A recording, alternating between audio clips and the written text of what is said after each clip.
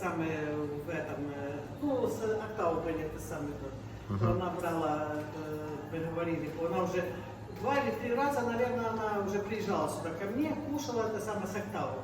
И мы с ней разговаривали, и она говорит, вот скажите, да, я говорю, конечно, в первую очередь, потому что когда началась война, первый, кто протянул руку помощи и поддержку, это кто сделал Казахстан. Первый, кто был, это был Казахстан, самый первый, которые поддержали Украину. Это самое, на сегодняшний день вот то, что мы имеем. Не дай Бог, конечно, чтобы это у вас случилось. Конечно, Рахмет за то, что поддерживает Украину. Я 10 лет не зря я там прожила. Потому я очень люблю казахскую землю, казахский народ, потому что очень гостеприимный, Дастархан всегда. Потому я знаю, у меня сын очень много друзей из Казахстана, у него с Атырау, когда была